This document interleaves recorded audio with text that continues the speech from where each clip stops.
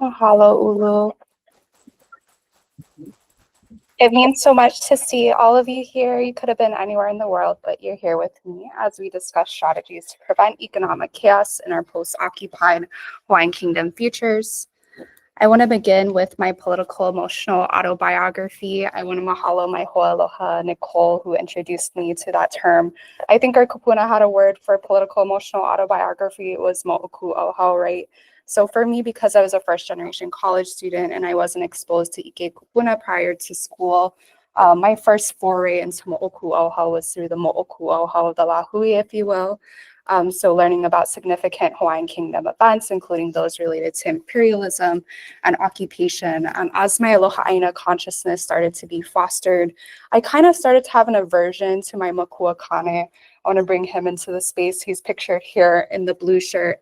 And, you know, my dad can be described as like a macho man. You know, I can't go to family parties without people talking about him beating up this guy and that guy. And he was so great at basketball and such a great quarterback and on and on. And as I was de-Americanizing, I really wasn't understanding these like Western toxic forms of masculinity anymore. And so I was starting to distance myself from my makua kane. And eventually I get into the mo'oku ohau of my ohana, the kalewehe ohana.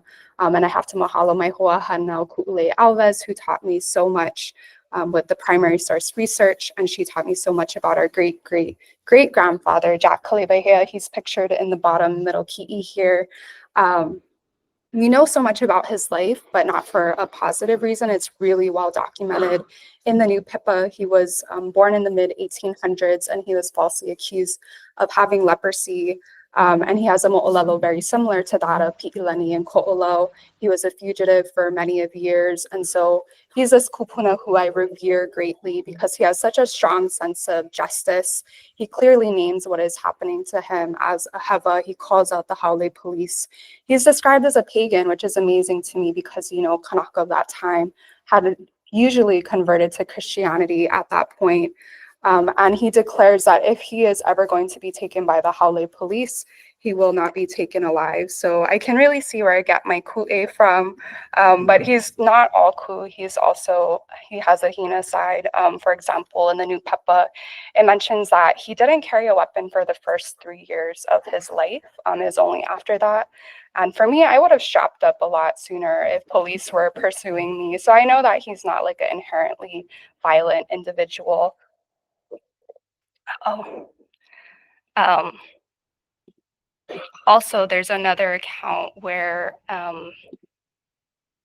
it's sharing a letter. Not sharing. Got it.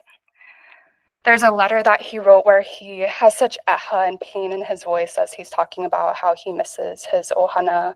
And so, you know, while he's this aumakua, larger than life figure to me, he's just like every other kānaka who loves his ohana, didn't want to be away from them, but he did what he had to do to stand up for what is pono.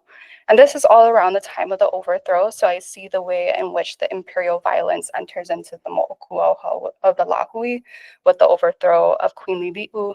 That same brutality is entering into the mo'oku ohau of the kalewehe ohana with my kupuna. But not only that, that same brutality through the settler state is what incarcerated my makua kane. He still has a felony on his record to this day.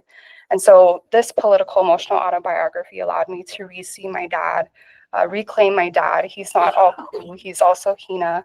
He never once gave me lickings despite all the violence that he experienced in his life. And I think that's a huge accomplishment.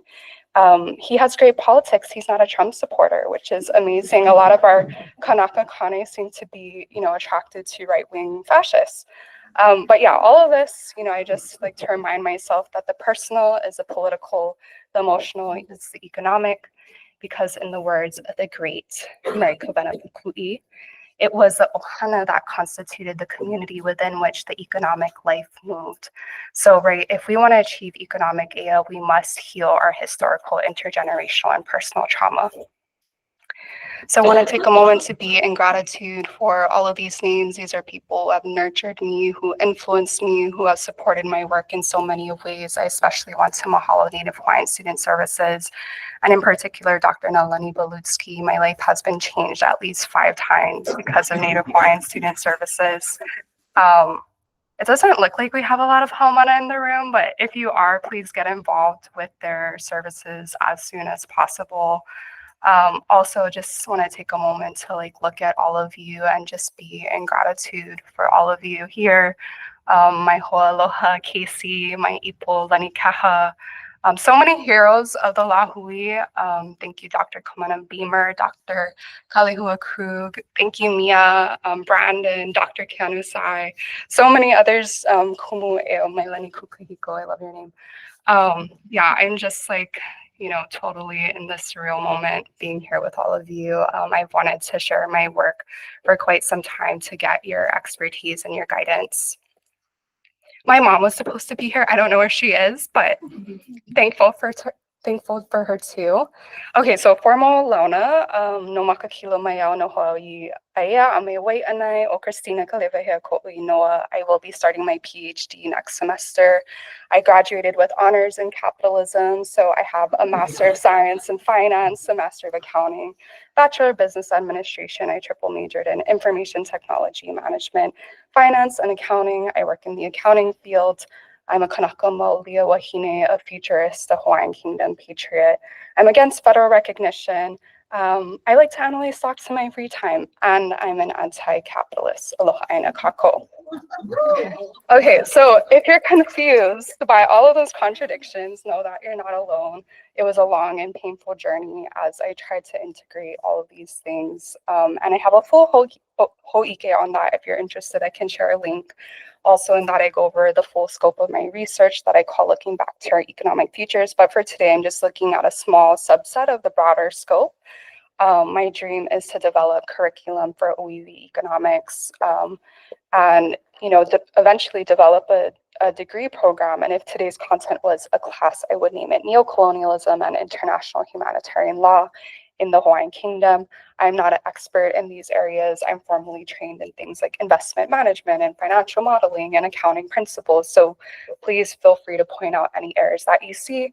Also, I'm very nervous and I've gotten better. In the past, I used to look over people's po'o when I talk. Now I will look people in the maka. The problem is I just fixate on two people the entire time. So if you end up being one of my victims, just signal to me, let me know, and I'll move on to someone else. I'm going to be flooding you with a lot of information in a very short amount of time. So buckle up, buttercups. It's just my style. But more, just when talking about a topic as macroeconomics in our futures, you have to cover a lot of ground. I love my nerdy microphone. I'm using this because I want to support our siblings and our kupuna who have difficulty hearing. I will try to narrative story tell today. I'm not very good at it. I'm still decolonizing, but I will also be dropping numbers. I think that's another way that we can story tell. And I actually mahalo hina Keala. You're the one who helped me see that, possibilities and imaginaries of the futures sometimes are more easily seen through numbers. Okay, so beginning of my story, I'm going to start with the points of my story because I like to read movie synopses before I go to the movies. So the first point of my story is that even if we're against the harms associated with capitalism, or even if we're outright anti-capitalist, we may inadvertently, accidentally, unknowingly perpetuate capitalism and all of its harms. So in my case, I thought I was an anti-capitalist, and I thought anti-capitalism was taxing the rich, increasing regulations, unionizing, worker-owned co-ops, circular economy, social enterprises, right? Now I see that a lot of these things are just derivatives of capitalism. Second point is that I also thought in error that deoccupying the Hawaiian Kingdom was the same thing as decapitalizing the Hawaiian Kingdom. I thought because I'm anti-American, this was the same thing as being anti-capitalist. But now I see that, deoccupation of the Hawaiian Kingdom is not a silver bullet. It doesn't automatically lead to economic air. We must have deliberate, comprehensive strategies to achieve this as well. And the reason why I had all of these false assumptions is because I didn't have a comprehensive, rigorous kupuna level understanding of what an economic mode of production is and therefore what capitalism is. So I had all of these misunderstandings despite thinking I was so politically radical going to Greece and Rome and Palestine because I wanted to see the eye and origin of empire for myself. Being against white supremacist imperialism was and is a very important part of my identity. I had these misunderstandings, even though I am very committed to anti-cis heteropatriarchy. Decolonial feminism was and is a very important part of my identity. So this is a very pivotal moment in my journey. Thanks to Native Hawaiian Student Services, I got to participate in Hawaiian Youth Abroad, where we traveled to Europe to learn about the expansive diplomatic relations of our kupuna of the 19th century, all of which I knew nothing about. I certainly didn't know about the progressive nature of our kupuna and our nation providing social services to our people free of charge. And so essentially they were Scandinavia decades before Scandinavia, right? And this place that we put on this pedestal today. So being so intrigued by that, the following year I went back to Scandinavia to study abroad because I wanted to figure out, how do we return the Hawaiian Kingdom to social democracy, a welfare state in a 21st century context? And in Scandinavia, right, the supermajority of the workers are unionized. They're on the cutting edge of circular economy. They have quite robust cooperative models. They're mostly running on renewable energy. They're the happiest countries on earth, right? And I thought that all of these things were anti-capitalist, or at least well on the way to anti-capitalism. So, right, I thought I was an anti-capitalist. Others around me thought I was an anti-capitalist. This is my friend's Instagram post, and in the caption, she says, "Anti-capitalist Queen Tina." So I'm just trying to make the point that, you know, even when you think that you're working against capitalism, you may be working for capitalism. That's how insidious the system is. That's how entrenched it is, not only in our material conditions, but also in our psyche. Okay, so I came back to the Hawaiian Kingdom, and thanks to Native Hawaiian Student Services, I started my research journey. And one of my first research questions was, how much would it cost to provide for the basic needs of every single Hawaiian Kingdom citizen? The figure I came up with was $14 billion for things like healthcare and education for all. To put this into context, this is nearly double the amount that the settler state of Hawaii collects in tax revenue every year. So this was shocking for me. This is not what I was expecting, a figure of this magnitude. Welcome to my first existential crisis, everyone. So as I'm trying to make sense of everything, like how do we increase our tax revenue to provide for the basic needs of our people, and looking at the tax code, and I'm like, that we need to tax the rich and increase the corporate tax rates. I'm very smart. Now I see that this is a flawed mana'o. You know, the ultimate source of tax revenue in an economy is profit. So if you're not increasing profits, you don't have wealthy people or corporations to tax. You can even be an economy of worker-owned co-ops, circular social enterprises, even so-called nonprofit organizations. All of these entities are subjected to the corrosive profit motive, right? If their revenues do not exceed their expenses, they're out, they're gone. So, right, this is a basic financial statement formula. Revenue minus expenses equals net income or profit. And in order to sustainably increase profits over time, you have to increase your revenues. And in order to sustainably increase your revenues over time, you have to increase the sale of goods and services. So I'm like, oh my gosh, how do we increase the sale of goods and services to increase the revenue, to increase profits, to increase the tax revenue, to provide for the basic needs of our lahui without, you know, expanding exploitative tourism and continuing to breach planetary boundaries like climate change and our mass biodiversity loss? Essentially, how do we do this without just continuing capitalism? So this is when I was revisiting my education that I received in Denmark on sustainable development as a possible solution. And I really want to break down this idea. So the basic notion behind sustainable development is this idea of decoupling resource use from economic growth. Resource use being, you know, the land and the waters that we use to produce goods and services. We want to decouple this from economic growth. Economic growth is the same thing as gross domestic product, or GDP. GDP is essentially a giant summation of all the purchases that we make in the economy in a given period. So, right, the price that Native Hawaiian Student Services paid for the me'ai we're enjoying today, the price that you pay for your rent and your electricity, right? All of our collective purchases get totaled up at the end of the period, and this number is GDP. And so under a capitalist economy, GDP must grow each and every period. In fact, if it doesn't grow for 2 consecutive quarters, this is considered a recession. This is considered an emergency. This is when people get laid off from their jobs and all sorts of negative economic fallout occurs that especially impacts the poor. And so the proponents of sustainable development come in and they say, okay, we need to grow the economy, but we can't keep increasing our use of material resources from the honua. This is not sustainable, right?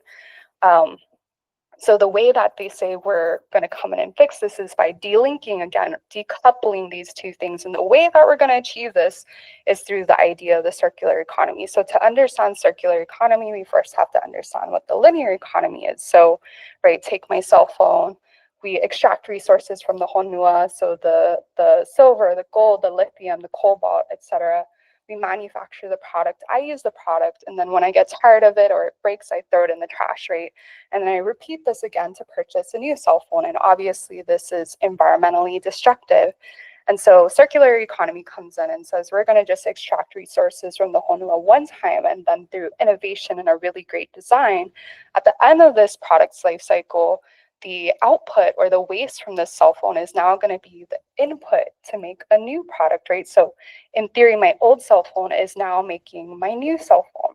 So I'm like, great, this sounds wonderful, definitely on board with this item. So I'm back in the Hawaiian Kingdom, and I'm looking at the peer-reviewed literature on this topic of decoupling. And in the Western paradigm, right, like the most cited articles are considered the most credible. So those are the ones that I'm focusing on. And in particular, I'm looking at the systematic studies. So one of them is just like a summarization of 800 other studies on this topic. And the overwhelming conclusion from these studies is that, one, no country has ever achieved decoupling economic growth from resource use. And I'm like, okay, maybe it just hasn't happened yet, right? But through technology and innovation, it can happen in the future. But the second conclusion from these studies from scientists that have tried to model this possibility out into the future is that it is just not possible. So this was a hard pill for me to swallow. Welcome to my second existential crisis. But now I've come to the understanding that you cannot continuously grow an economy without trying to defy laws of physics. In fact, the second law of thermodynamics, you cannot like endlessly recycle materials. They tend toward degradation. I'm not a natural scientist. If you need much more information than that, we're gonna have to phone a friend. You can phone my ipo. He's a physics nerd. He's the only kānaka I know with a master's in aerospace engineering. But for today, I just want us to remember that you cannot, you cannot have an economy that's dependent on infinite growth on a finite planet. That's not mathematically possible. So capitalism is not mathematically possible. Capitalism is not rooted in science, and neither is any such solution that does not disrupt dependence on infinite economic growth. This is very different from the system of our kupuna, which was very data-driven, very kilo, very rooted in science, and that's why they were not dependent on economic growth to thrive in their economy. And this is not a critique of the kānaka who I know and love who work on circular economy. It's a critique of the EU, the Ellen MacArthur Foundation, and those powerful proponents of this idea. Okay, so things aren't working in the economic realm. So I'm like, let me just focus my energy on the deoccupation of the Hawaiian Kingdom, because with the political power that we receive, we'll be in a better position to deal with all of these economic problems. But now I see that was an error on my part. I now see that there's a proper order of operations. We need to achieve economic ea prior to the deoccupation. And I want to mahalo Dr. Keanu Sai and Dr. John Osorio. It was their words that helped me see this. And so I'm going to share those words with you today.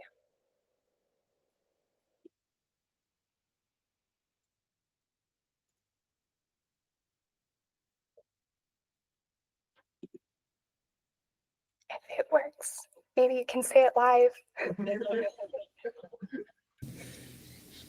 So the question then is, how do we fix this problem without having Hawaii get thrown into economic chaos? That's the reality check. And all these things that have to be done at the university. What we're doing up there is I'm encouraging doctoral students and master students to start coming up with plans. How are you going to fix this problem? When I first came out with my dissertation in 2008, first thing my professors wanted to know on my committee, because they couldn't break it, how do you fix the problem? See, that's the natural consequence. How do you fix the problem? And that's when it gets very complicated. It's not like we can all sit around and figure this thing out, because there are variables involved that are international and global. So we got to know how that game is played. It's almost like we got to go back into the shoes of our kupuna, who understood the international relations and the political economy. And first thing I would say is, what would Joseph Navahi do in our situation?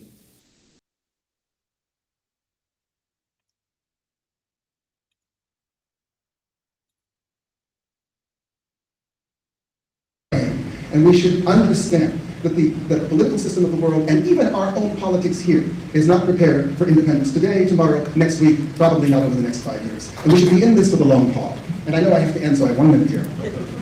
We should be in this for the long haul, and we should be devoted to putting our energies together, to fighting the real enemies of this kind of lahui. It's not really just the United States. It's capital. It's multinational corporations. It's the spectacular and steady encroachment of capital on Pacific islands everywhere. It's independent countries basically cooperating with new investments coming in for mining and land speculation and fishing rights and deep seabed mining. All of these things are things that Native people must oppose. And we must learn to do this, and we must make this the center and the focus of our fight. And independence will come. Thank you. Okay, so very powerful words. Being very inspired by their kahea, I started to take seriously my study of the political economic histories of the global South. I knew if I wanted to be a true Hawaiian Kingdom patriot coming from an economic lens, I needed to be ma'a with the data and the case studies representing over 100 countries who continue to reel from economic imperialism despite having achieved nation state status. I want to bring in one such example. Ghana. Ghana was the first sub-Saharan African nation to receive its independence. Pictured here is their very first president, the great Kwame Nkrumah, who was also instrumental in the eventual recognition of independence for the rest of Africa. In addition to being a pan-African liberation leader, he's also an incredible intellectual. He gives us the theory of neocolonialism, and I want to share his words from his seminal work where he says, quote, "The essence of neocolonialism is that the state which is subject to it is in theory independent and has all the outward trappings of international sovereignty. In reality, its economic system and thus its political policy is directed from outside," end quote. So in the case of Ghana, despite this monumental achievement of having received its legal independence, it did not receive its economic independence. So foreign multinational corporations continue to dominate their economy. They were put into a debt trap, and much of that funding was funneled to support these foreign multinational corporations, and the people of Ghana suffered. Nkrumah expressed his dissent to this outside control, and as a result, the United States Central Intelligence Agency, the CIA, organized a coup and overthrew Nkrumah. So I just ask that we kānaka maoli learn from the experiences of our siblings of the Global South. If we want to transform our superstructure, the Hawaiian Kingdom, we must also transform the economic base. So in other words, the social conditions of the society are driven by the material conditions of the society. So if we want to transform our cultural, political, legal, ideological systems to be in alignment with the ʻāina, we must also ensure that the way that we produce, distribute, and consume goods and services is in alignment with the ʻāina as well. So on that topic, I want to take a break from neocolonialism to talk about the work of the great Dr. Karl Marx. My professor in Denmark encouraged all of us to read his book Das Kapital because it's arguably the most comprehensive analysis of capitalism. And I think it's amazing that in Danish business schools, they openly critique capitalism. That would not happen here in the occupied Hawaiian Kingdom at the American Business School. But anyway, I use his work to imagine a conversation between Karl Marx and our kupuna, where they compare and contrast the capitalist mode of production with our ancestral mode of production. I have a full ho'ike to that. If you're interested, I can share a link. But for today, I just want to go over a couple of concepts, one being the basic unit of the economy. So in capitalism, it's a transaction. That's the basic unit, right? That's how we circulate commodities throughout the society. And Karl Marx wants us to really have a clear understanding of what a commodity is. So a commodity is a good or service that's exchanged in a market. So if you have an ulu tree at home, you grow that ulu, you and your ohana enjoy that ulu, that's not a commodity. But you can take that very same ulu and instead of consuming it yourself, you take it to the farmer's market and you sell it. It has now been commodified. Okay, so whereas in capitalism, right, the basic unit is a monetary transaction for our ancestral economy, it's an interpersonal interaction, right? We didn't have commodities. We didn't have markets. Kānaka produced most of the things that they consumed. If they didn't produce it with their own hands, it was produced by their relatives along their ʻāina aloha. And these two vehicles, right, a monetary transaction versus an interpersonal interaction, have very different implications for a society. So this is a commodity that I acquired through a transaction under capitalism, and there's elements from several continents in this product. There are hands from around the world who went into the production of this product, and yet I have no pilina, I have no relationship, and therefore no accountability with any of those ʻāina or any of those poe. And that's what allows me to be complicit in the oppression of the global south. Now, if this was made in our ancestral economic mode of production, the elements in the cell phone would be from our ʻāina aloha. I would have made the cell phone, and if not me, it would be my family member. And it's really difficult to take advantage and oppress your family member, your ʻāina, say your grandma who made the cell phone, right? There's social contracts, there's social ties and bonds that keep us accountable and ensure that each of us is contributing our fair share to the collective production. On this, I want to share the words of, again, the great Mary Kabana Puku'i. She says, between households within the ohana, there was constant sharing and exchange of foods, of utilitarian articles, and also services, not in barter, but as voluntary, though decidedly obligatory giving, end quote. Okay, the next concept is surplus in the economy. If you forget everything else that I say today, please remember this, that labor is the source of all power. Whoever controls the labor controls the society. Labor is value. Labor is wealth. Labor is vaiwai. Our kupuna knew this. They not only accounted for the labor of the kānaka, but also the labor of the ʻāina. Take any form of systemic oppression, whether it's cis heteropatriarchy, white supremacy, the bourgeois versus the proletariat, all of those systems have the common objective of corralling and condensing labor and therefore power. The way that this is done under capitalism is the capitalist systematically paying wage laborers less than the value that they produce, right? So this is a big concept coming from Karl Marx, but I'm just going to give a small illustration. If you get paid $100 a day at your workplace, it's not because you produce $100 worth of value. You actually produce more than $100 worth of value on average. If you didn't, the capitalists would go out of business. So the name of the game is to get you to produce, say, $150 worth of value, only give you $100, pocket the $50. This is repeated worker after worker. There's billions of us across the globe, and that's what's led to the situation we're in, where we have excess for the few and scarcity for the many. So in our ancestral economy, our elite did not hoard labor power. Surpluses of ho'okupu were redistributed to ensure everyone's basic needs were met. I want to bring in the words of the great 19th century ali'i and historian John Papa'i'i. As you know, he's a contemporary of King Kamehameha Elua. His words interpreted in English are, when these things were brought before the king and chiefs, these things being the ho'okupu or the surplus, they prepared the food that they themselves were to eat, as well as that to give away. The dispossessed ones received a share from the king. Each chief divided among his own people the things he received from the king and from his own possessions. Hence the expression, na li'i po'e kaua. We don't have time to get into why our li'i didn't hoard labor power. I could definitely send you that link if you're interested. But for today, I just want you to keep in mind those concepts of the basic unit of the economy, as well as surplus in the economy as we go through the rest of our discussion. So back to neocolonialism. Ghana is not the only country that suffers this economic imperial fate.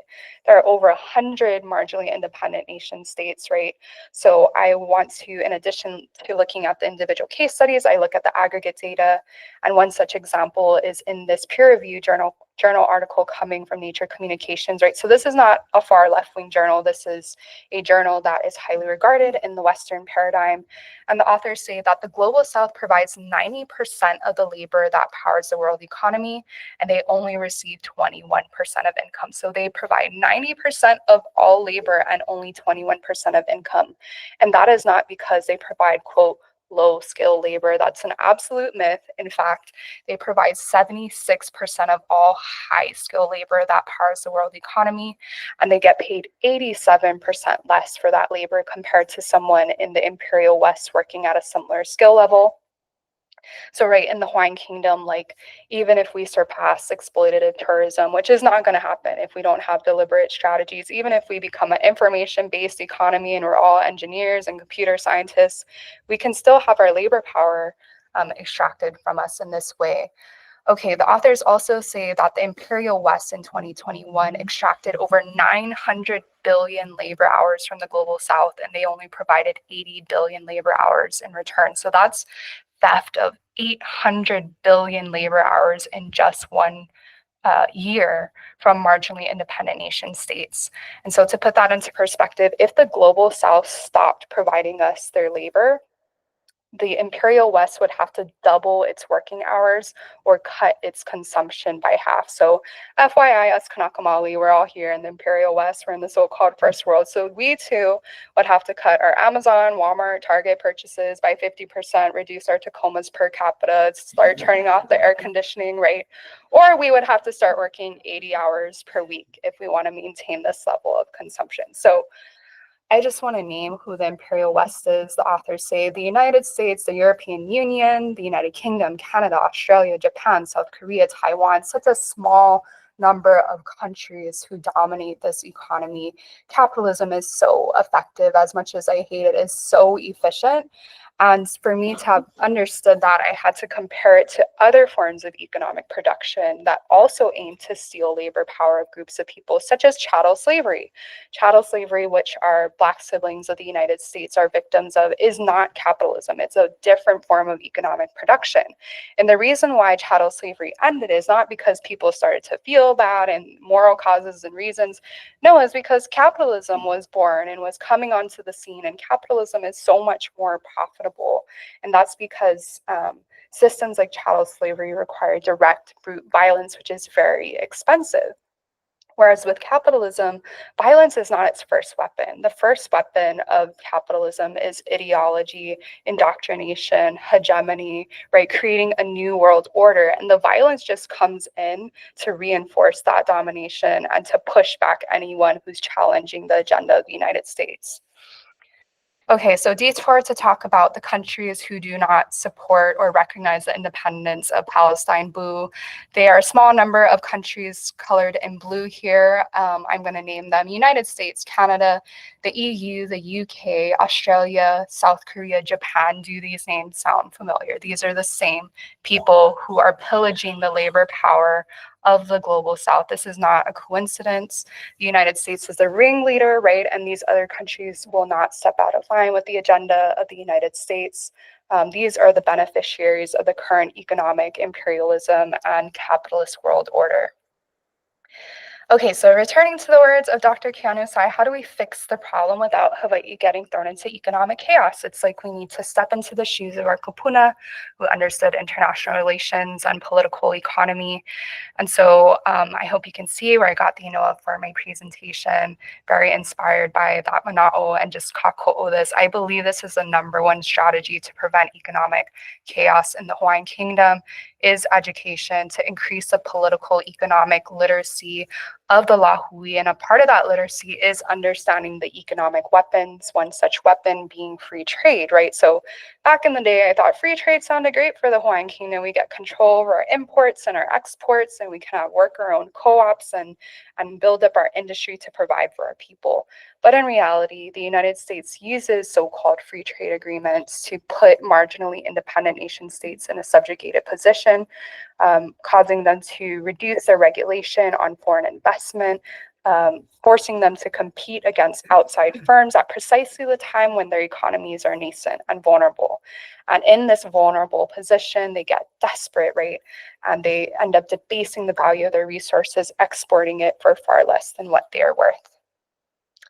So Oiwi methodology, right? We always look at our own Hawaiian Kingdom history. And so in visiting the primary sources, we can see how our kupuna were victimized by these economic weapons. I encourage everyone to look at our so-called treaties of friendship and commerce and navigation. We have several with various countries. I'm going to read an excerpt from our treaty with the United States in 1850. It says, quote, "The well ships of the United States shall have access to the ports of Hilo, Kealakekua, Hanalei, as well as the ports of Honolulu Honolulu and Lahaina, and in all of the above named ports, they shall be permitted to trade or barter their supplies or goods to the amount of $200 for each vessel without paying any charge for tonnage or harbor dues of any description or any duties or imposts whatever upon the goods or articles so traded or bartered. So this makes me hoo-hoo for so many reasons, right? Our non-capitalist, non-market economy is now being flooded with foreign commodities, but also we're receiving no compensation for this. And when you look at the entirety of this treaty, there's no such similar clause providing the Hawaiian Kingdom with similar benefits and access to American ports. And even if we did, it wouldn't matter because, again, we weren't a capitalist market economy creating commodities to export, right? And so, ultimately, like free trade is what causes the overthrow of the Hawaiian Kingdom. So that's why it's really important to be ma'a to these economic weapons. Another economic weapon is so-called debt agreements. So I thought it'd be great to deoccupy the Hawaiian Kingdom because then we have access to controlling our monetary policy. We get to have sovereign debt, and we can use this money to build out our healthcare system and our ancestral food production, all of these great things, right? But in reality, the United States uses so-called debt agreements to, again, put these marginally independent nation states in a subjugated position, putting them into notes and instruments that they know that they can't afford. And I encourage everyone to look at Dr. Vijay Prashad's work. He's arguably written the most comprehensive history on the global south from a political economic perspective. He says when they're not able to repay these loans, the consequence is a tighter money supply, a devalued currency, high interest rates, reduced governmental expenditure, low wages, and an assault on their tariffs and subsidies. So right in the Hawaiian Kingdom, like the moment that we're not able to repay our debt because our initiatives are not profitable, which is often the case with social services, we will be forced to sell ʻāina. We will be forced to cut spending on our social services in order to pay up. Our kupuna faced this economic weapon. Unfortunately, I want to bring in the words of our great 19th century historian Samuel M. Kamako. His words interpreted in English are, when the foreigners saw that the king Kamehameha Elua was drunk and absorbed in amusements, they would sell their goods to the king on credit to keep him indebted. The chiefs enfolded their debts into those of the king, which became a huge amount of debt within the nation. The currency to repay these great debts was sandalwood. The court members who dwelt long in the mountains cutting sandalwood were called dysentery folk because of the long stay, falling prey to famine. Right, so just so sad to see this, us being subjected to predatory lending, our li'i kind of succumbing to capitalist greed and causing exploit for our ʻāina and our maka'ainana and putting our nation at great risk. So it's really important that we learn from this. And by the way, our kupuna are amazing, and like that they had that treaty at that time when, again, capitalism was a baby. It was unprecedented. They didn't have the benefit of hindsight that we have today. So like they navigated that whole situation with such excellence, and I draw great inspiration from it. Okay, so that's neocolonialism. Now I want to move on to international humanitarian law. And so I was like, at least this is like a framework that provides us some protections and a pathway to become whole for all of the war crimes that we've been facing by the United States. Because right under IHL, the occupying power has an obligation to return the occupied territory to the quote status quo ante or the pre-occupation situation.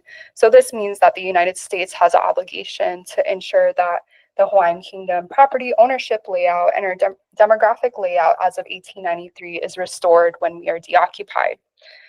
Dr. Keanu Sai estimates that we are owed $25 billion of reparations for the damages that we faced due to the war crimes.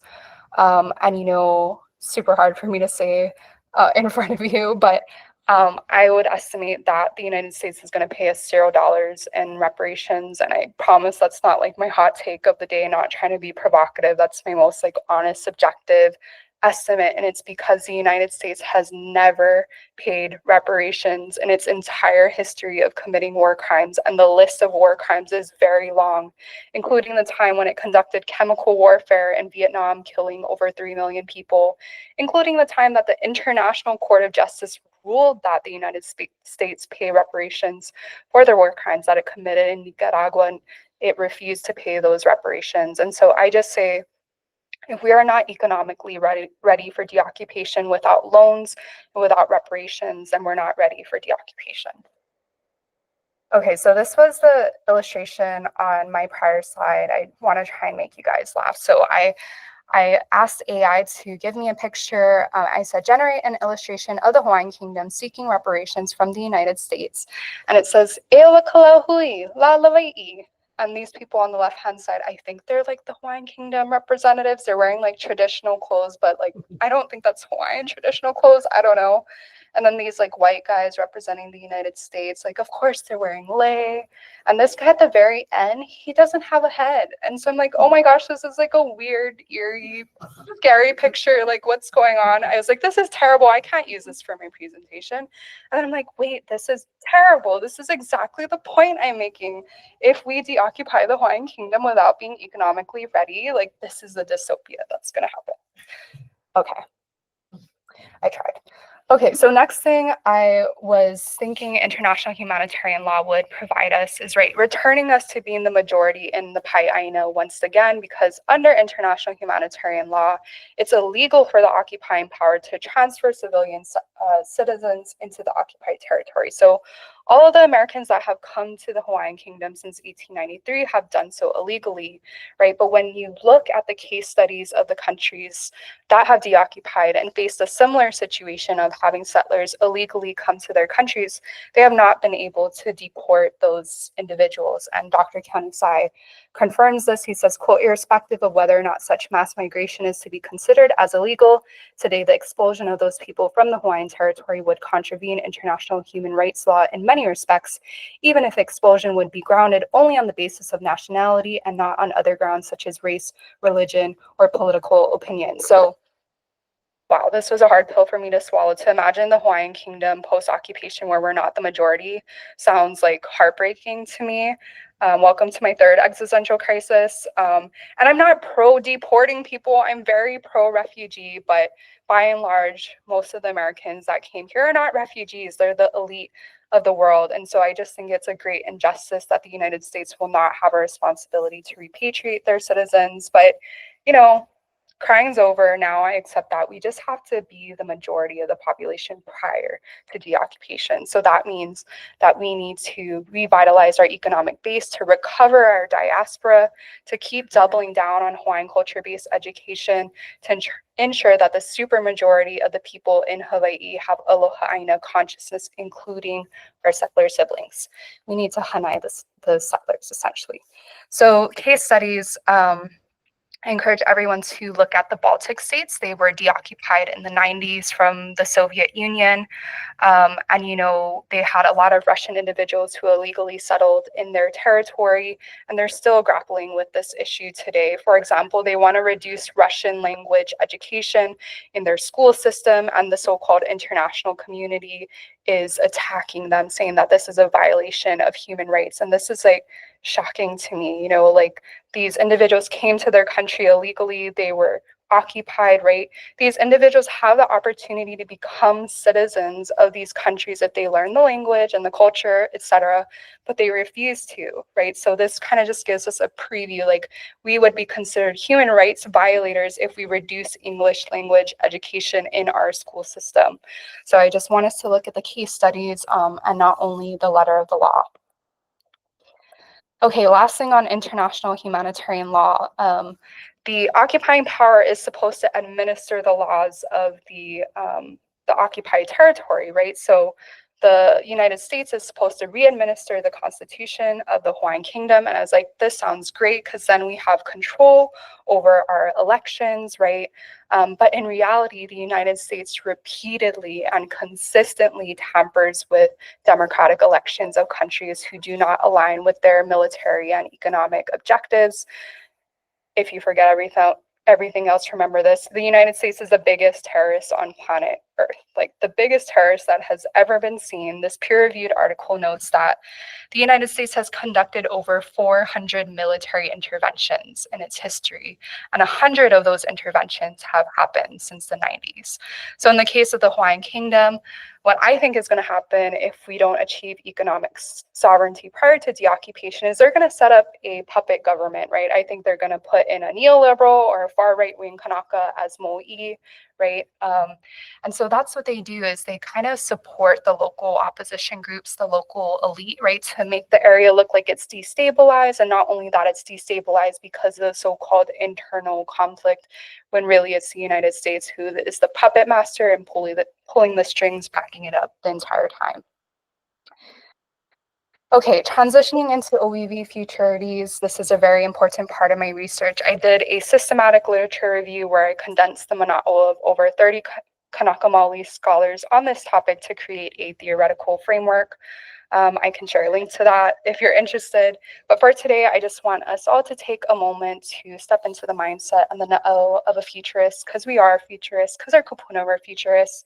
I want us to kind of look into the lifetime of the next generation and the next 5 generations. And I know how hard that can be given the imperial violence that we face. But if just for a second we let go of that and we imagine possibilities of abundance in our deep futures, what do we see? And to help us kind of get into that space, I want to bring in the words of Dr. Kamali Kawada. He says, quote, "We are operating on geological and genealogical time, protecting the ʻāina, carrying on our traditions, speaking our language, and acting as kahu for our sacred places are not things measured in days or weeks or even years. This work spans generations and eras and epochs." And I know how hard this can be. I feel like, especially in the federal recognition space, they're like, I know that the Hawaiian Kingdom is illegally occupied and still exists, but I want so-called rights and benefits for our people now. And that's why they're willing to make concessions with the United States. I feel like us deoccupation people are becoming the new federal recognition people. We're like sick and tired of being sick and tired. We want to see change happen in our lifetimes, but I really want to hold fast to the words of Dr. John Osorio. You know, we need to be in this for the long haul. We need to get used to working on 50, 100, 200-year strategic plans. We need to be committed to visions of abundance that we will never see come true in our lifetime. And if we don't, I'm worried that we're going to make grave errors that cause economic chaos in our post-occupied Hawaiian Kingdom that our mo'opuna paid the highest price for. So when I take a moment to decolonize and de-imperialize my sense of time, I don't see, you know, communism, socialism, social democracy, circular social enterprises, worker co-ops.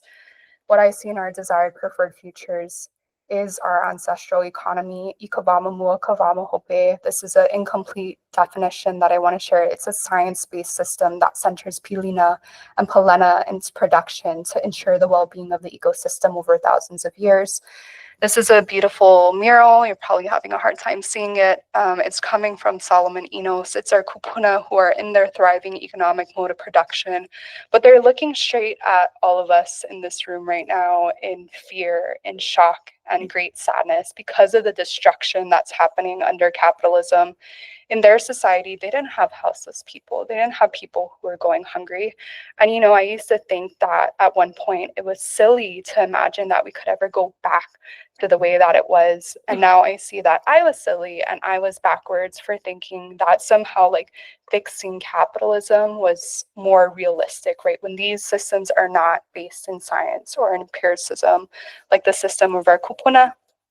So at this point in my journey, I'm going to start listening to the people who actually got the job done. And those people are our kupuna. They are the only people who have ever created a regenerative, sustainable, just economic system in this ʻāina of Hawaii. Okay, so this is a Hawaiian Kingdom futures funnel. On the x-axis at the bottom is a plane of time. So on the left-hand side is the present. The further out to the right you go deeper into the futures. These different white circles represent different scenarios or possibilities for the futures. So right, one plausible future is the perpetuation of the status quo or the continuation of capitalism. Another possibility is our preferred future rooted in our ancestral economic theory. I've tried to sprinkle a little bit of that throughout today's discussion, but come back next year for that full discussion. Today, I want to talk about the transition plan. So how do we get from where we're at today in the disaster that is capitalism to our post-occupied, post-capitalist futures? And while I'm adamantly anti-capitalist in those desired preferred futures, in the intermediate, I'm willing to use capitalism against itself. So I'm pro stock and real estate investing. And this is how I kind of worked on being a capitalist fluent anti-capitalist, if you will. And I have to mahalo Dr. Kamana Beamer for his concept of selective appropriation that really helped me like reconcile these conflicts, right? He helped me see that our li'i weren't using Western institutions because they were bamboozled or being acted upon or tricked, right? No, it was OEV agency. They were using these institutions to advance the interests of our lahui and our nation. They were using Western tools, but they weren't assimilating to Western ideology. There's a big difference there. So for me, you know, I'm loyal to the soil. I'm committed to OEV methodology, but I will use Western methods. So I hope you see the difference between a method and a methodology. I will use capitalism as a means, but never as an end. Okay, so expanding on Dr. Kamana's concept, I like to apply it in the realm of the economy and looking at the li'i trusts. And I like to think of our trusts as a mo'oku oho. And I define it or describe this mo'oku oho as a sequence of Native Hawaiians methodically wielding the institution of private property investment to provide for the lahui in perpetuity, right? And because it's a mo'oku oho, it requires continuity. It requires that life be breathed into it with each successive generation. And so I call on all of us kānaka living today, if we are of middle and upper class means, we have a kuleana to leave our assets in trust to the lahui at the end of our lives. I financially model possibilities for what that could look like if we do this. And so I propose an affordable housing trust for Native Hawaiians.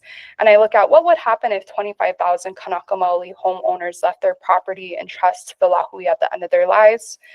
I find that we could rent out these housing units at half the market rate of rent in perpetuity. And in 25 years, we could increase our proportion of the population by 5 percentage points. So right now we're about 20% of the population. In 25 years, we could be about 25% of the population. Okay, back to the funnel from a different angle. This is strategies to prevent economic chaos in our post-occupied Hawaiian Kingdom.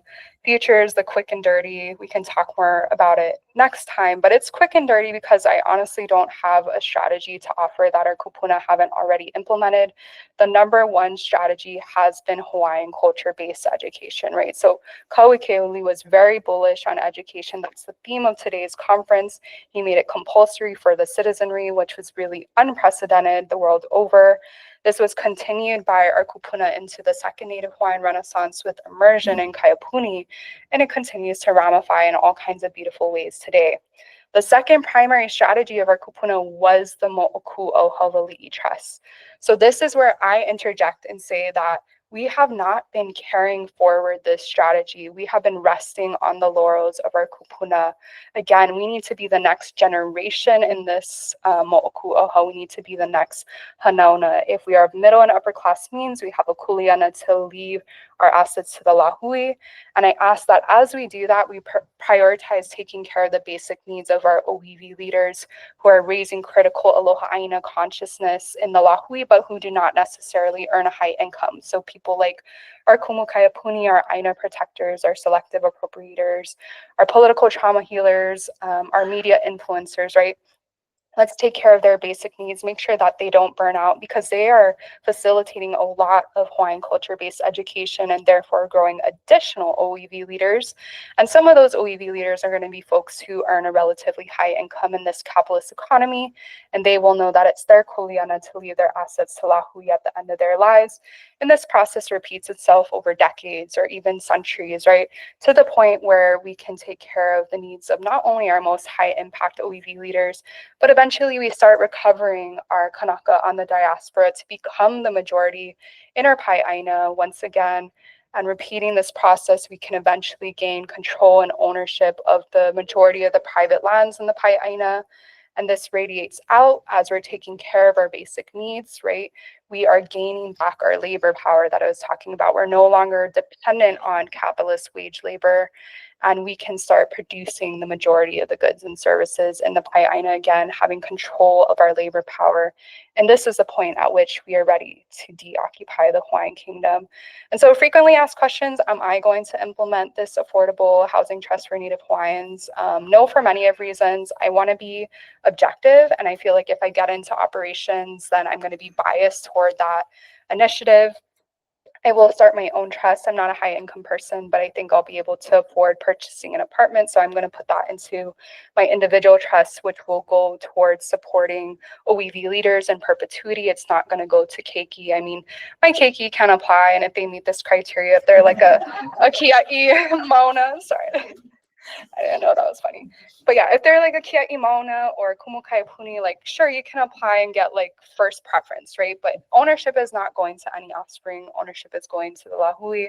But more important than that, you know, I work full time like everyone else, and most of my non-work, non-sleeping hours goes to this work, but it's not enough. Like we need an entire team of aloha ʻāina economists. We need to fill that Ministry of Finance in the Hawaiian Kingdom because we don't have any individuals in this space. So I'm just falling in line with the #1 strategy of Hawaiian culture-based education from an economic perspective. I want to be a part of growing those particular OEV leaders. You know, I feel very Tupac. I'm not going to be like one of the people that changes the world, but I hope to be a part of sparking the minds of those who do. Okay, so that was a sneak peek of the Hawaiian Kingdom becoming the real world Wakanda. Mahalo nui, everyone, for hanging in there with that roller coaster ride. We're the last session of the day, so I would love to hear your beautiful ike or mana'o. And if you have to go, please email me or get in touch on social media. I really, really love hearing your mana'o and your critiques. Give me the critiques. Mahalo nui. Mahalo. Yeah, we can say and do question and answer, but if anybody has to leave, just a quick announcement that they asked us to make. If you do not want your badge holder, please drop them off at the registration table. Oh, We thank can you. have some economy sense. Yes. Any questions for Christina?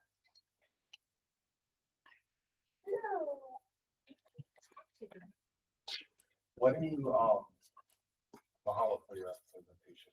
Mahalo. How do you see communal land tenure factoring into these network systems? Like, how do we begin reversing that? Because I feel like when we lost communal land tenure, that's essentially the beginning. And you know, for whatever reasons, how we can really make those decisions, but I feel like the loss of the world system was a big change. How do we begin to kind of transition that type of system? Mahalo. I definitely don't have the pane, but I think what he did was incredible because I feel like he actually created the first elite e-trust. Like we have a pretty solid legal claim to the crown lands as well as the Hawaiian Kingdom government lands in a deoccupied situation. Like I feel pretty confident we're getting those land back. I think my concern with that though is a lot of those lands are like, I've been trying to find data on this. I think a lot of those lands are like conservation lands, right? And what we don't have is like the vow kānaka lands at this point. So that's why I think it's important to develop strategies to acquire lands in the private market too. Because if we just own the conservation and the ag lands and the American hegemony continues to own the rest of the lands, that's going to put us in it's going to continue the situation we're in today. But I'm hoping through these ideas, such as us collectively becoming the next elite trust, we're taking lands out of the private market, right? And it's going to be in this trust in perpetuity, protected like our existing elite trusts. Mahalo for being here. It means so much. Oh, wow, thank you. I'm glad you listened to the So I just want to bring in some points that so I'm coming from an academic and legal standpoint. Right. So Within international humanitarian law, that regime of law is what is called the law of occupation. Okay, so the law of occupation does not get triggered until a foreign state's military is in effective control of territory, right? And they become in effective control when you get a surrender. So that's what happened with Japan, 1945, the Treaty of Surrender, signed on the USS Missouri. That triggered the law of occupation. Within international humanitarian law, the law of armed conflict began in 1941, December 7th. So it was in that situation that General MacArthur performed his duty to take over the civilian government of the Japanese, be called a military governor, and continue to administer the laws of the occupied state, which is Japanese law, and enforce the terms of the surrender, which included prosecution of war criminals. Okay, so that was there. So during that time frame, American laws weren't applied in Japanese territory because Japan was still sovereign and it was still independent but occupied. Okay. And that occupation eventually came to a close. Reparations were paid by Japan in 1952. It's called the Peace Treaty of San Francisco. But the United States made the decision not to get reparations because they're going to use Japan to be a part of the global economy. But only the United States didn't pay, but they had a reason, had a political reason to do that. But when that treaty came into effect in 1952, then the occupation came to an end. So there was no post-occupied Japan economy, but rather what was Japan's economy during the occupation. So as you rightfully stated, the cornerstone of the law of occupation, on international humanitarian law, but the law of occupation, they have to maintain, the occupant has to maintain the status quo ante of what the country was at that time, including political institutions, population, and territory. Meaning they can't touch it, right? Because supposedly occupations don't last as long as art. Right. Like in Japan was 7 years, World War I, 4 years, right? World War II. So we're in a unique situation where the United States imposed its laws illegally in another country without its consent. Anything stemming from that, which is the war crime of usurpation of sovereignty, is void. Right. So that means every land title is void in Hawaii since 1893. Right. Any transaction made economically void if it was all done under the American power, right? And there's case law on that, right? There's case law on that. So what we have to look at, and what I was encouraging at, why I specifically mentioned Nawahi in that clip, it was because when Nawahi, before he passed, he went to San Francisco to look at the banking system. And then he came home and he passed because he had tuberculosis, right? Caught it in prison by the insurgents, their arrests. The political economy of the Hawaiian Kingdom was not capitalism per Smith's version of world of nations, which is the United States version, and Great Britain and others. The political economy was based upon Francis Wayland's from Brown University, which was translated into Hawaiian, which came to be known as Noke Kalai ʻāina. And it was taught to all the chiefs. And that was the Hawaiian political economy. So that was Nawahi's mindset. And that's where you see not notions of welfare state, but actually a welfare state that looked out for the welfare of the people. Economically, health, education. That economy, political economy, is what's supposed to have been here. What we have here now, this is the American political economy that was imposed after 1898 with all of its ills, as you already pointed out. So the purpose of the law of occupation, or the strategy, is to compel the occupant to begin to administer the laws of the occupied state and make effective moves back toward the status quo ante before the occupation comes to an end, not after. Right. So what I would like to do with you, because I really appreciate your approach, and I've been pushing this a lot as far as political economy and the research. I want to talk to you later about this and share with you some resources that you can look into. And I want to help you develop your research and base it on the appropriate theory, methodologies, and what needs to also be a part of this is state theory, right? So Canelo Young in his article that Willie promotes a lot, he mentions state theory in how we need to view our history as opposed to colonial theory, right? And then you'll see the difference. But if you don't mind, I want to work with you and just help you out with this, because I think this is very important work that you're doing. Thank you so much. Yeah, and thank you for providing us that helpful overview for folks who may not be with this. I would like to ask Dr. Kamana Beamer for your reaction, or any mana'o. Share Brandon and Deborah's thoughts, and just congratulating you and looking deep into issues and trying to solve this complex sets of problems that, like you mentioned, many people on this road feel that call. Yeah. To try to help our ʻāina. And I appreciate your comments on the difference between methodology and methods. Thinking about appropriating aspects of capitalism to defeat capitalism, if that's possible. Yeah. And I will say, there's a phrase: master's tools cannot be used to dismantle the master's house. Not entirely true, because I agree. You can bulldoze a house with a bulldozer. So some of the metaphors, we get lost in too much rhetoric sometimes. But I guess what I would encourage you is you're right. There's many of these binaries. Not one solution solves all the problems that we have. Right. And I want to just encourage you, like you said, to think about selective appropriation and these other ideas. The engagement with the circular economy in our work is also a method. It's an opportunity to advance a whole ʻāina in spaces that never enabled us to get into before. Right. And so it's not the only method. We talked about Negroes. But I also think that there's, just because no nation has yet decoupled environmental degradation from GDP, it doesn't mean that there's a lot of benefits and stuff that are happening in places around the world in those areas.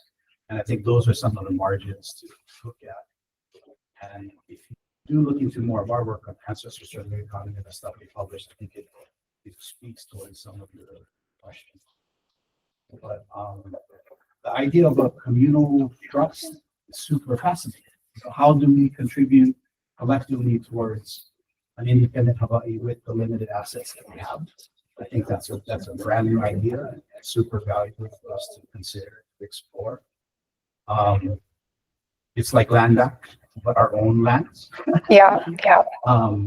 And so I think that's super fascinating. Like Dem said, happy to talk about it some more and work together and think about where we might help lead your ideas and your thoughts, and we take a word. So. Oh yeah, I'm sorry I didn't have time to cover that. I do believe circular economy is a part of the selective appropriation strategy and using it in the intermediate. And so it kalamai if it seemed like I was dismissing in any sort of way. I totally value the work that you folks do. It means a lot. Dr. Kalehua Krug, I'd love to hear your reaction. Okay.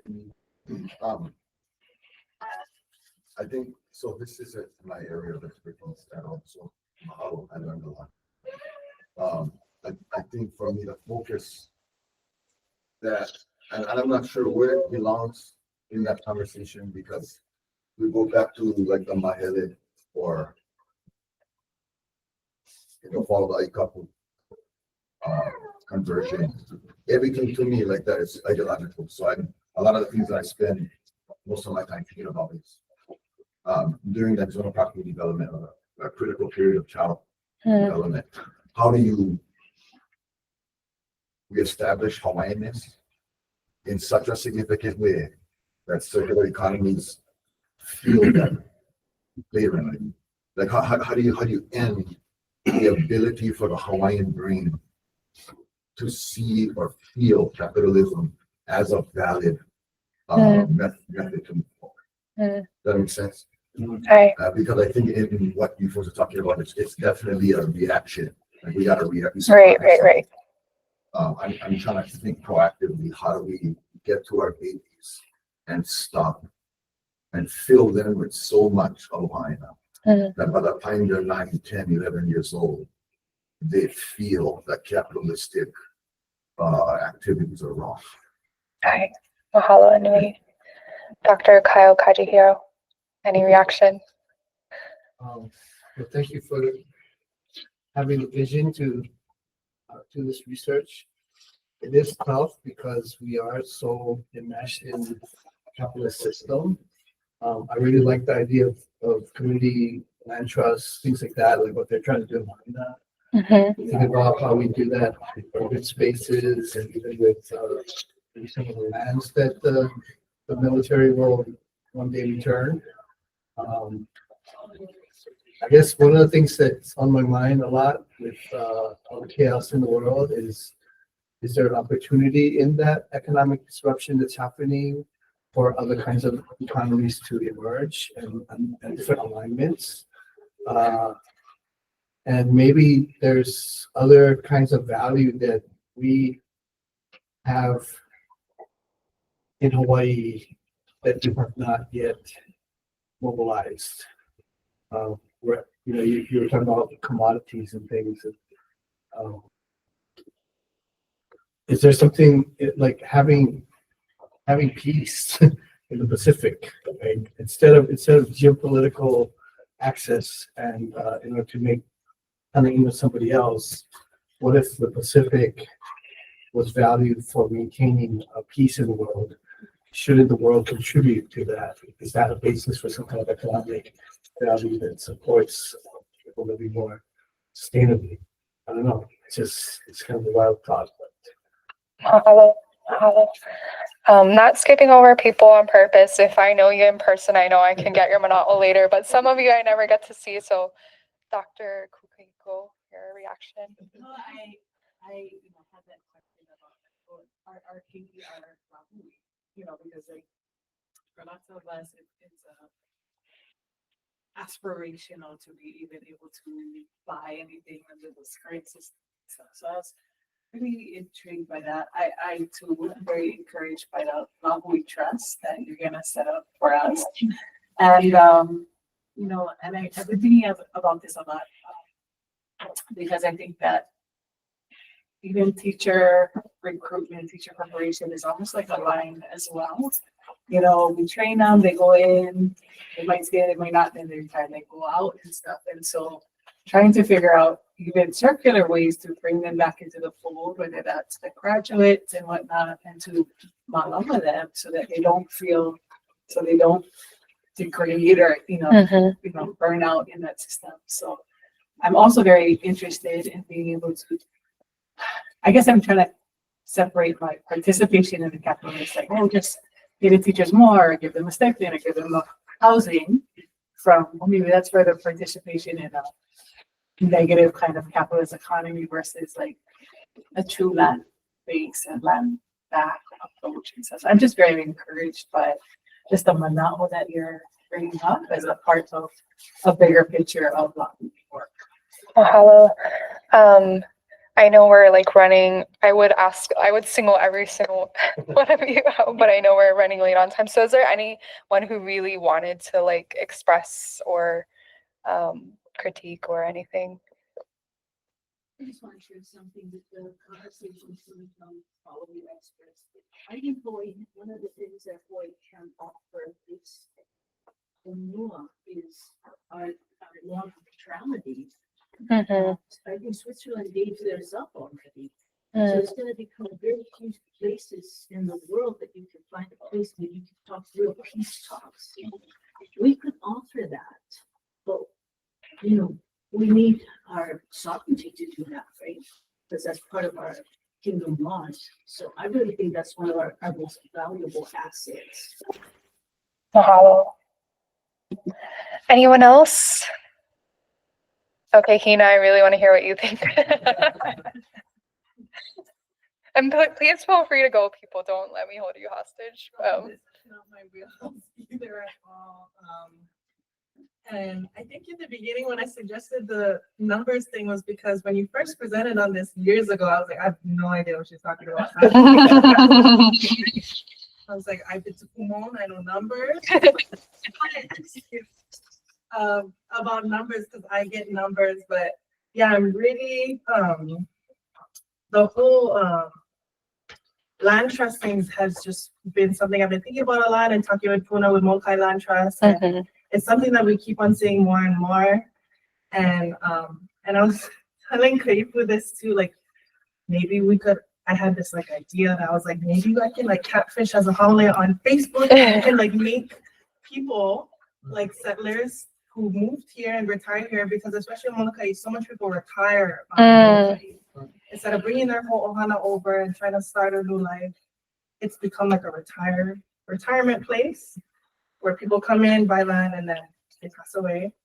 And I've seen a couple of instances with nonprofits where people who came and retired and bought land and then they hala and then they've left their ʻāina to a nonprofit. And I was like, maybe we can guilt trip.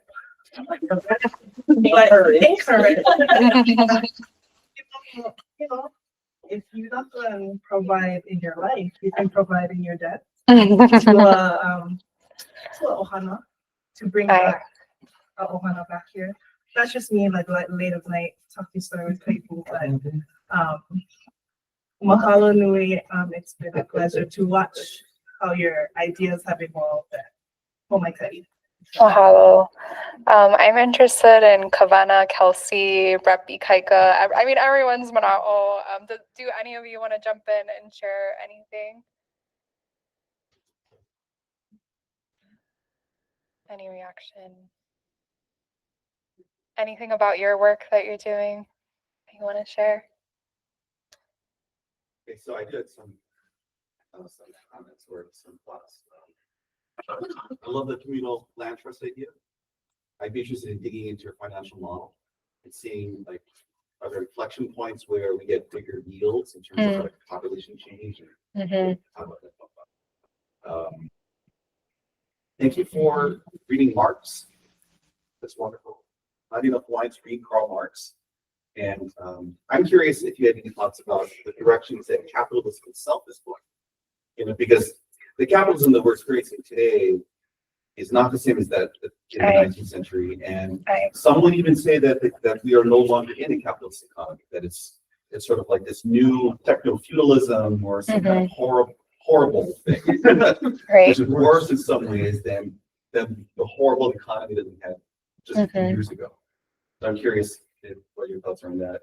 And by the same accord, how this possibly changes your thoughts around the nation state as a unit, you know, as like a Treaty of Westphalia era thing. Does that still exist?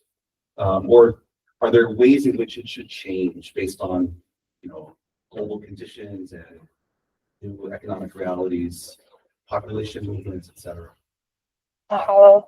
Before responding to that, Kelsey or Kavana, would love to hear your mana'o. If any. You don't have to. Any reaction? Thank you so much. I feel like this presentation crystallized platform thoughts I've been having for like 15 years. It's like, oh, here it is. She's figured it out. Like, we have to lower the cost of living. Now we're getting to a point where we understand things like trust and housing trust. Okay, and then that will free up people's time, the surplus labor, right? People have time to do the important things instead of working for their wages. So a question, like a little, like an itching point, is like the built environment. I feel like so much of the built environment is set up for like the nuclear family and for certain patterns of living, and that will eventually have to change. It's probably not the first thing that you solve, but like at some point.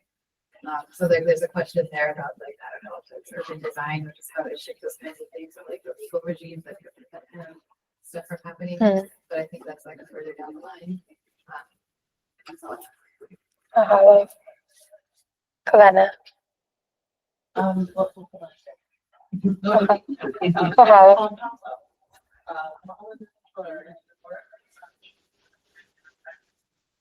was said about so many perspectives to solve all of these complex problems that we're facing that we're bringing such a person. It's hard to get all of this. And then what I had was, as much as possible, a lot of things people said, but I brought it out where something I was super interested in because I had no idea how to do it are those numbers and how much things are going to cost, what kind of percentage it takes, all of that numbers person. So I know that's a big gap that I appreciate.